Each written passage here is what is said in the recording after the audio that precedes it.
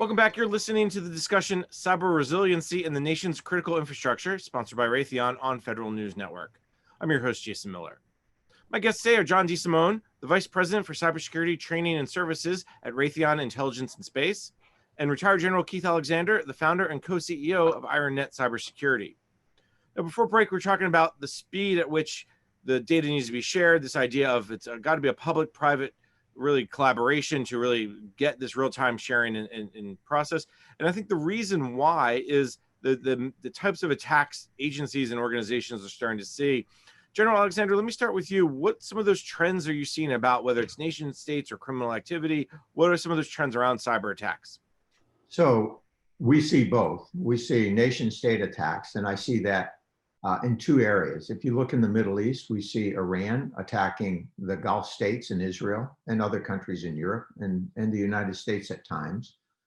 And we see that going back and forth. We've seen attacks against the Israeli water supply, and we've seen counterattacks into Iran. So that has heated up over the past several months, and that's nation state specific from my perspective. We're also seeing nation state sponsored attacks against our pharmaceutical companies that are working on COVID-19 solutions.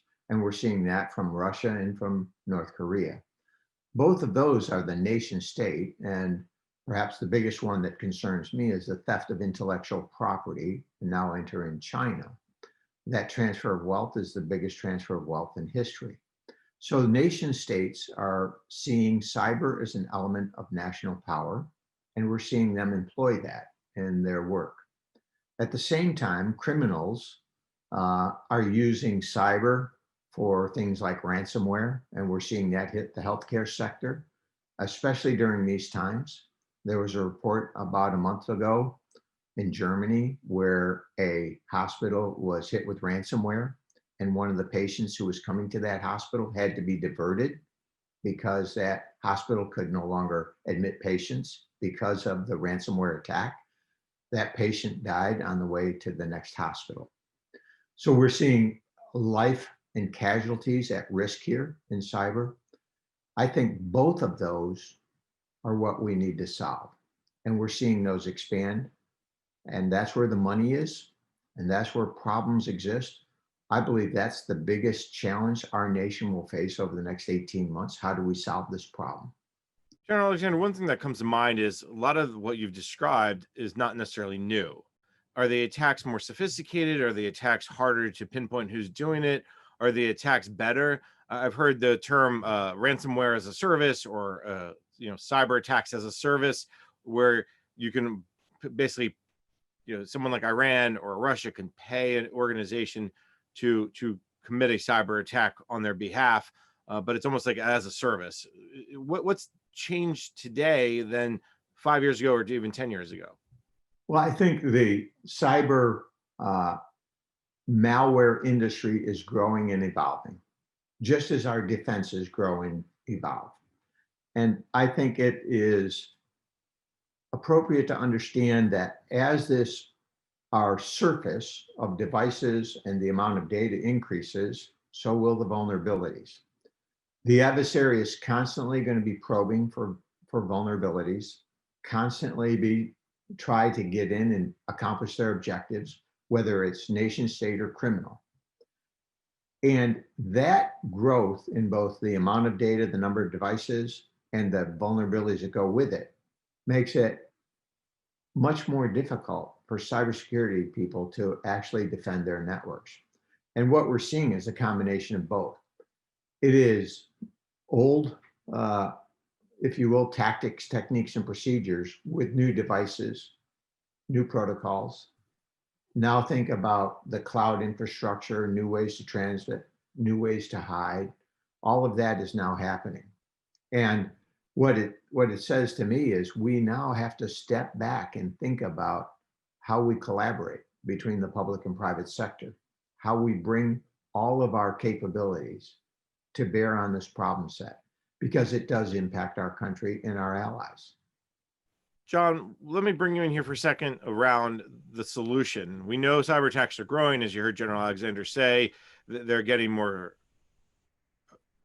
complex, but they're also hitting up more devices, like you have the mergence, the integration of operational technology and IT, OT and IT.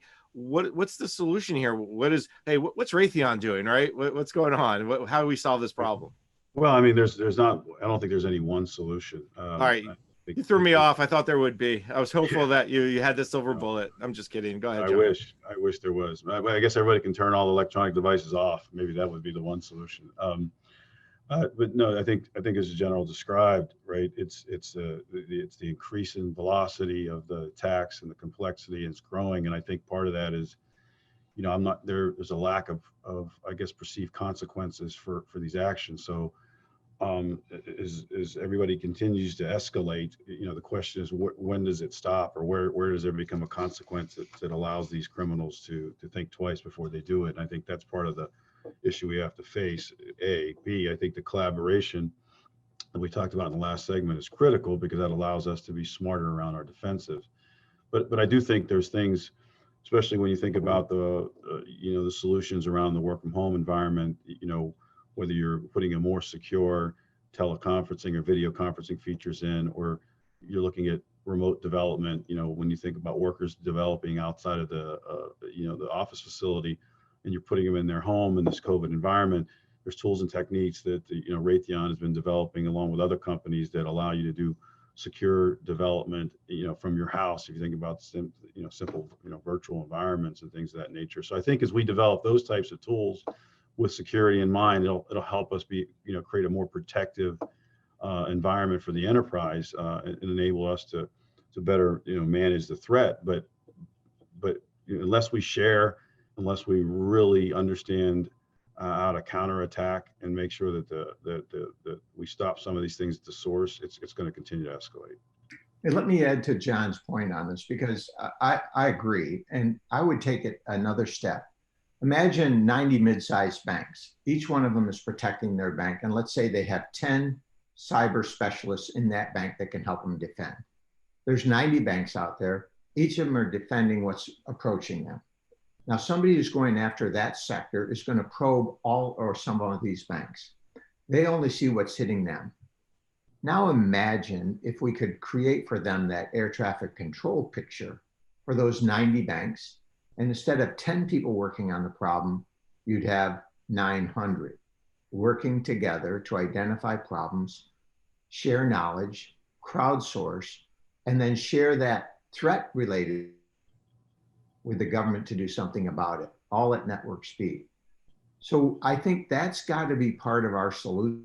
We will never grow enough people, and 10 people working by themselves in isolation will only solve some of their problems.